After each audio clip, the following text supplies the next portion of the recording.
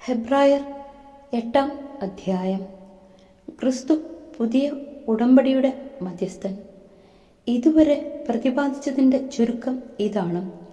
സ്വർഗത്തിൽ മഹിമയുടെ സിംഹാസനത്തിൻ്റെ വലത്തുഭാഗത്തിരിക്കുന്ന ഒരു പ്രധാന പുരോഹിതൻ നമുക്കുണ്ട്. അവൻ വിശുദ്ധ വസ്തുക്കളുടെയും മനുഷ്യനിർമ്മിതമല്ലാത്തതും കർത്താവിനാൽ സ്ഥാപിതവുമായ സത്യകൂടാരത്തിൻ്റെയും ശുശ്രൂഷകനാണ്. പ്രധാന പുരോഹിതന്മാർ കാഴ്ചകളും ബലികളും സമർപ്പിക്കുവാനാണ് നിയോഗിക്കപ്പെടുന്നത്. അതിനാൽ സമർപ്പിക്കാനായി എന്തെങ്കിലും ഉണ്ടായിരിക്കുക അവനും ആവശ്യമായിരുന്നു. അവൻ ഭൂമിയിൽ ആയിരുന്നെങ്കിൽ നിയമപ്രകാരം കാഴ്ചകൾ അർപ്പിക്കുന്ന പുരോഹിതന്മാർ അവിടെ ഉള്ളതുകൊണ്ട് പുരോഹിതനെ ആകുമായിരുന്നില്ല. സ്വർഗീയ വസ്തുക്കളുടെ സാദൃശ്യത്തെയും നിഴലിനെയുമാണ് അവർ ശുശ്രൂഷിക്കുന്നത്. മോശ കൂടാരം തീർക്കാൻ ഒരുങ്ങിയപ്പോൾ ദൈവം ഇപ്രകാരം അവനെ ഉപദേശിച്ചു: പർവ്വതത്തിൽ വെച്ച് നിനക്ക് കാണിച്ചു തന്ന മാതൃകയനുസരിച്ച് എല്ലാം ചെയ്യാൻ ശ്രദ്ധിച്ചു കൊള്ളുക. ഇപ്പോഴാകട്ടെ ക്രിസ്തു കൂടുതൽ ശ്രേഷ്ഠമായ വാഗ്ദാനങ്ങളിൽ അധിഷ്ഠിതമായ ഒരു ഉടമ്പടിയുടെ മധ്യസ്ഥനായിരിക്കുന്നത് പോലെ പഴയതിനേക്കാൾ കൂടുതൽ ശ്രേഷ്ഠമായ ഒരു ശുശ്രൂഷക സ്ഥാനവും അവന് ലഭിച്ചിരിക്കുന്നു. ആദ്യത്തെ ഉടമ്പടി കുറ്റമറ്റതായിരുന്നെങ്കിൽ രണ്ടാമതൊന്നിന് അവസരം ഉണ്ടാകുമായിരുന്നില്ല.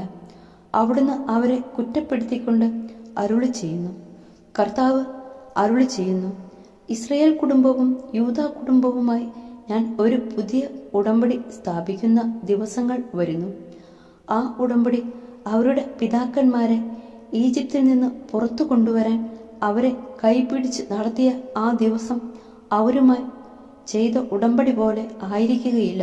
എന്നാൽ കർത്താവ് അവർ എൻ്റെ ഉടമ്പടിയിൽ ഉറച്ചു നിന്നില്ല, അതുകൊണ്ട് ഞാനും അവരെ ശ്രദ്ധിച്ചില്ല.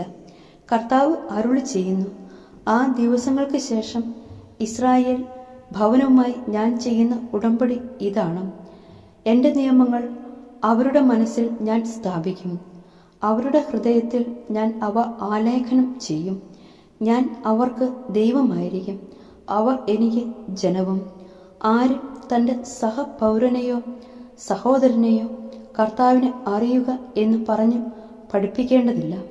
എന്തെന്നാൽ അവരിലെ ഏറ്റവും ചെറിയവൻ മുതൽ ഏറ്റവും വലിയവൻ വരെ എല്ലാവരും എന്നെ അറിയും.